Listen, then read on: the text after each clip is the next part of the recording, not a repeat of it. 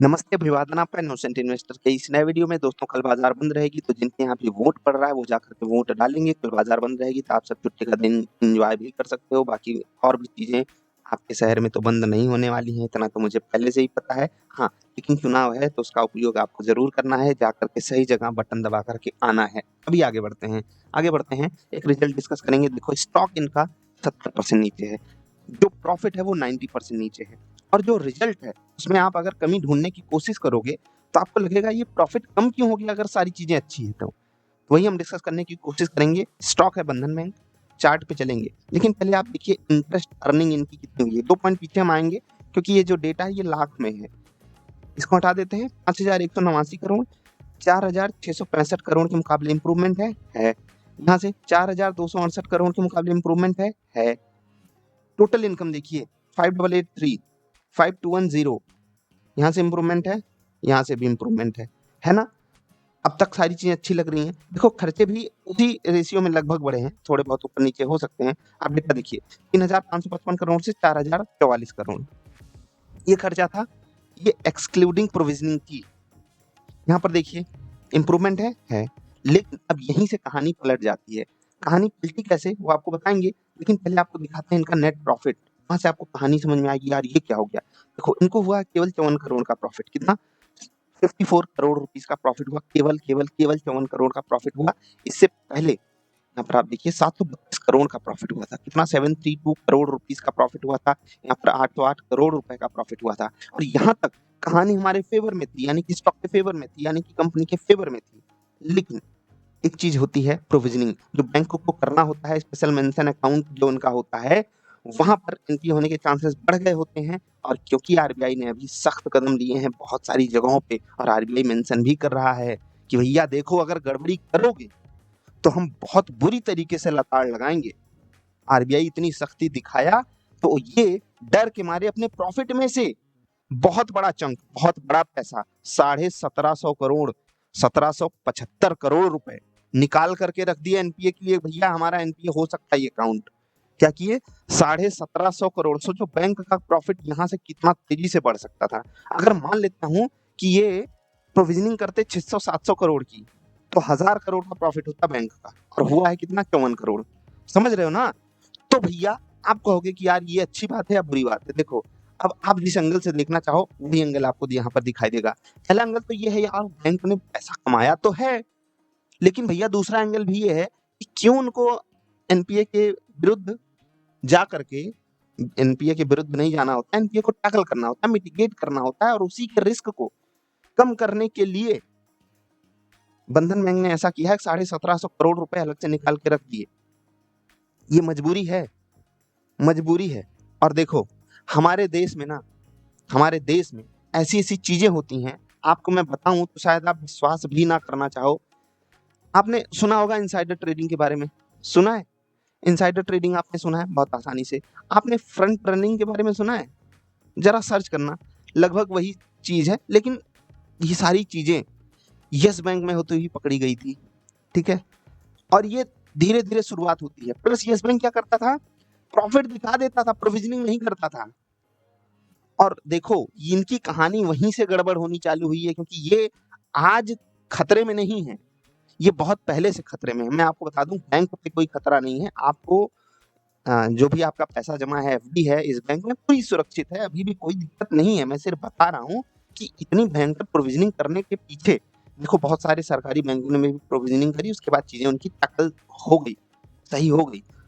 मैं उम्मीद यही करता हूँ कि ये भी अपनी चीजों को टैकल करने, और मैनेजमेंट कह भी रहा है कि भैया देखो, हम वन टाइम प्रोविजनिंग करके चीजों को टैकल करना चाहते हैं। और अफसोस की बात यह है कि बैंक को अपने प्रॉफिट में से ही, हर जगह यही हाल होता है, जो भी फाइनेंशियल कंपनीज होती हैं उनको यही करना होता है कि अपने भोले भाले प्यारे से प्रॉफिट में से ही वो पैसा निकाल करके रखना होता है। अब आप कहोगे कि आपने इनसाइडर ट्रेडिंग और फ्रंट रनिंग की बात क्यों की।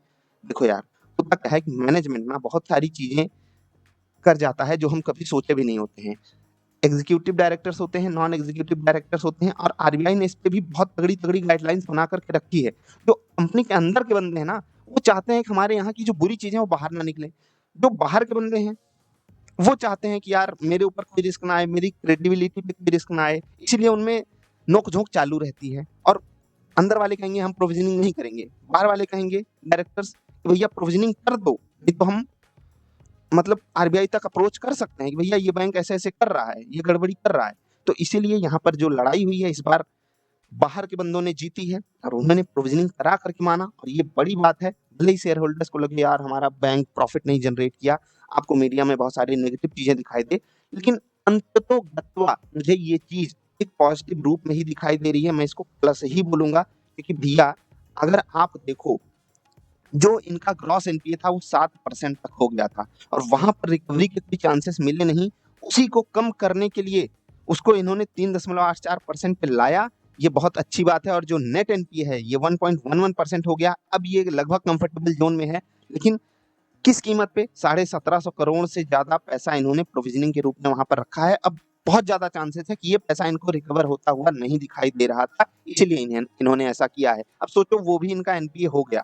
हर बैंक के साथ ये होता है, हर फाइनेंशियल इंस्टीट्यूशन के साथ ये होता है, तो अफसोस की बात आप उस पर कर सकते हो। लेकिन क्योंकि अपनी बैलेंस शीट मजबूत कर रहा है बैंक, भले ही प्रॉफिट कम दिखाया हो लेकिन बैलेंस शीट मजबूत हुई है। अभी आप दूर से देखोगे, आप प्रॉफिट को इग्नोर कर दो, दूर से आप देख लो कि भैया हमें सामने सामने क्या दिख रहा है एनपीए के केस में, तो हमें दिखेगा अच्छी बात हमें दिखाई देंगी।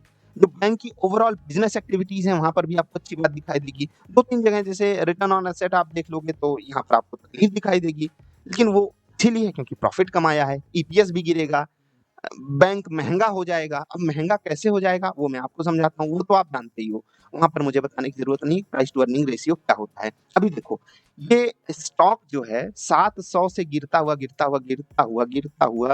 700 से ही गिरा है, हाँ लगभग 700 मान लो, और वहां से गिरता हुआ लगभग 70% नीचे है। अभी 70% डाउन है। तो क्या यहाँ पर बाई बनता है? क्या यहाँ पर बाई बनता है? आपको क्या लगता है?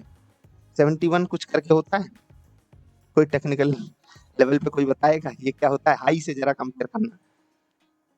और वो लेवल जहां पर आए अगर बैंक उसको नीचे से ऊपर क्रॉस कर रहा है तो बनता है, टेक्निकल लेवल्स पे बनता है। फंडामेंटली अभी हम इस पे भरोसा कर सकते नहीं, एकदम नहीं, एकदम नहीं। केवल टेक्निकल लेवल्स पे भरोसा करना है। फंडामेंटली अभी मैं रेडी नहीं हूँ इस बैंक पे भरोसा करने के लिए। मुझे और मजबूती दिखाई देनी चाहिए। मुझे जो मैनेजमेंट की कमेंट्री है उसको ढंग से सुनना है और चीजों को और अच्छे से टैकल होते हुए देखना है अपने सामने। तभी दूर से देखोगे सस्ता दिखाई देगा, अगर आप प्रोविजनिंग को हटा करके देखोगे तो बैंक तो बहुत ही सस्ता है भाई साहब, बहुत ही सस्ता है। आप सोचो 1750 करोड़ की प्रोविजनिंग हटा दो, 1800 करोड़ का प्रॉफिट इतना छोटा बैंक अगर आपके सामने रख रहा है, ये तो बहुत ही बड़ी बात है, बहुत ही बड़ी बात है। लेकिन भैया एनपीए से तो कोई बचा नहीं है, ये भी बैंक, और इनको भी भैया हाई रिस्की लोन देने पड़ते हैं क्योंकि धंधा भी तो करना, आखिर मार्केट में रहना भी है। 10 बंदे आए उसमें से 4 फ्रॉड हैं, हम कहाँ से टैकल करें? हम कैसे जान जाए कि वो फ्रॉड निकलेगा? तो करना पड़ता है यार, धंधा है करना पड़ता है, लोन देना पड़ता है। इसीलिए देखो जो कुछ बैंक्स होते हैं वो बहुत हाई इंटरेस्ट भी चार्ज करते हैं लोन्स पे, इसमें कुछ कस्टमर्स भी पिस जाते हैं।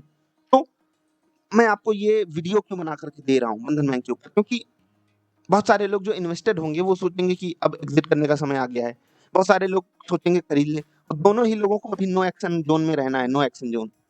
जिनको खरीदना है टेक्निकल लेवल्स पे और जिनको बेचना है, भाई देखो 70% नीचे है स्टॉक और अब मैनेजमेंट पूरी कोशिश कर रहा है चीजों को संभालने की। अब यहाँ पर तो एग्जिट नहीं बनता है मेरे हिसाब से। अगर आप 30% से ज्यादा का लॉस ले लिए हो इसमें और बैठे हो अभी, तो देख लो, क्योंकि मैनेजमेंट इतना बढ़िया वाला काम करके दिखाया है, धंधा सही से किया है, धंधे में कोई गड़बड़ी नहीं है। लेकिन जो पहले का धंधा था, जो पहले का एनपी है, उसको टैकल करने के लिए आरबीआई की गाइडलाइंस को फॉलो करने के लिए प्रोविजनिंग करनी पड़ी, और ये अगले क्वार्टर में आपको दिखाई देगा कि उसका पॉजिटिव इम्पैक्ट आया, न्यूट्रल इम्पैक्ट आया या फिर नेगेटिव इम्पैक्ट आया। वो तो आने वाला वक्त बताएगा। यहाँ पर नो ट्रेड जोन है, एक प्राइस पॉइंट आपको बता रहा हूँ 184.8, ये नोट करके रखना, थोड़ा सा ही ऊपर है। टेक्निकल लेवल्स पे आप 15 मिनट की ईएमए लगाओ 22, वहां पर आप ट्रेड ले सकते हो। और अगर सपोर्ट ढूंढना ही है तो 164 के आसपास ढूंढना सपोर्ट, अगर एकदम लॉन्ग टर्म सपोर्ट ढूंढना है कि यहाँ पर स्टॉक रुक रहा है क्या।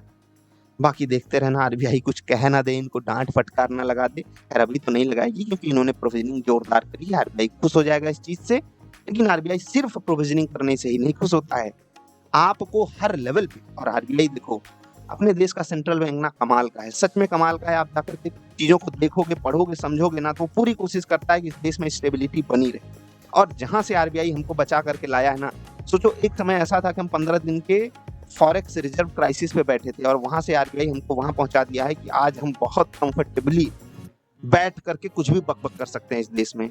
सच्चाई तो ये है और आरबीआई का उसमें बहुत बड़ा योगदान रहा है। बहुत सारी सरकारों ने, बहुत सारे मंत्रियों ने, बहुत सारे बड़े-बड़े चेहरों ने बहुत अच्छे-अच्छे काम किए हैं, इसीलिए हम यहाँ इस पोजीशन पे खड़े हैं और उसमें आरबीआई का योगदान हम बिल्कुल भी नकार नहीं सकते। इसीलिए आरबीआई की जो भी गाइडलाइंस है उसको बंधन बैंक को फॉलो करना पड़ेगा और अगर बंधन बैंक फॉलो करता रहा आगे चलते हुए भी और खुद अपना वेस्टेड इंटरेस्ट ऐसे नहीं कि हम अपना धंधा अपने तरीके से करेंगे वाला हाल ना करे यस बैंक की तरह, तो आरबीआई इनको बहुत अच्छे से टैकल करेगी और जिनका भी पैसा जमा है वो कोई घबराहट वाली बात उनके लिए नहीं है भैया कि आरबीआई 5 लाख का इंश्योरेंस आपको पहले से ही दे करके रखा हुआ है।